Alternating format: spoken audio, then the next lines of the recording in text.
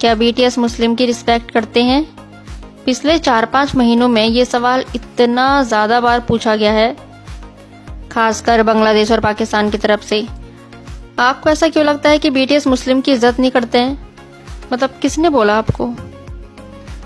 जब सिंगापुर में music bank के लिए परफॉर्मेंस थी, तब ऑडियंस में से किसी भी रैंडम फैन को चूज करना था जिसे बीटीएस के साथ सेल्फी लेने का मौका मिलता। 2 गर्ल्स में से एक मुस्लिम थी जिसे जिहोप ने पहचान लिया था, और जिहोप ने ही बाकी मेंबर को कहा कि उन्हें छूना नहीं। बीटीएस उनसे इतने रिस्पेक्टफुली तरीके से पेश आए थे। वैसे ही फैन मीटिंग में भी किसी ने इन मुस्लिम गर्ल को टच नहीं किया, वरना बीटीएस हमेशा हाथ पकड़ते हैं या सर पर हाथ रखते हैं, मतलब खेल खेल में प्यार से।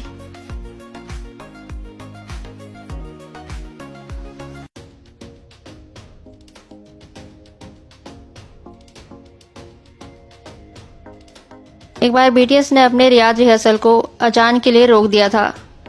लव योरसेल्फ के लिए बीटीएस सऊदी अरब में थे, तो अपने 11 अक्टूबर 2019 के कॉन्सर्ट के लिए रिहर्सल कर रहे थे।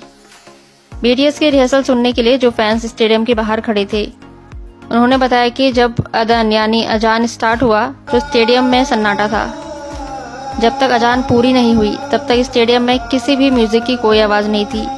उस वक्त ट्विटर पर भी लोगों ने बीटीएस की काफी तारीफ की थी। अकॉर्डिंग टू इस्लाम, मुस्लिम सिर्फ अल्लाह के आगे सर झुकाते हैं, वो कभी इंसानों के आगे सर नहीं झुकाते। इसलिए बीटीएस ने सऊदी अरब के कॉन्सर्ट में बो नहीं किया था, जबकि कॉन्सर्ट के बाद हर आर्टिस्ट बो करता है, मतलब सर झुकाता है। ये दूसरे कंट्री का कॉन्सर्ट है जहाँ बीटीएस लास्ट में बो करते हैं, और ये सऊदी अरेबिया का। यहाँ बीटीएस ने सर नहीं झुकाया, ऐसे ही बाय बोल के चले गए।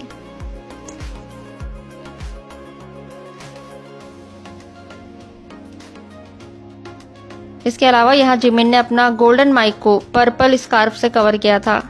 जहाँ तक मैंने सुना है, गोल्ड इस्लाम में वुमन के लिए यूज होता है, मैन को गोल्ड यूज करना मना है, इसलिए जिमिन ने अपने माइक को कवर किया था।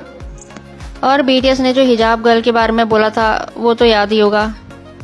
बीटीएस से पूछा कि जो गर्ल हिजाब पहनती है उनके बारे में क्या कहना है।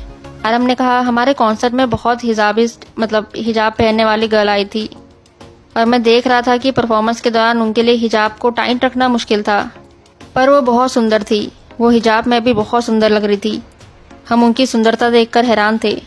शुगा ने कहा कि मुझे लगता है कि उन्हें अपनी ज़्यादा सुंदरता की वजह से हिजाब पहनना पड़ता है, नहीं तो वे कोरियन ब्यूटी को पीछे छोड़ देंगी।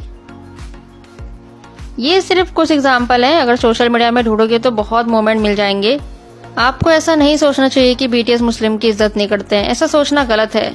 इंसान को हर कल्चर के बारे में, उसके रूल और उसका ट्रेडिशन के बारे में पता नहीं होता है। जाहिर सी बात है, सबका अपना कल्चर और अपने नियम होते हैं।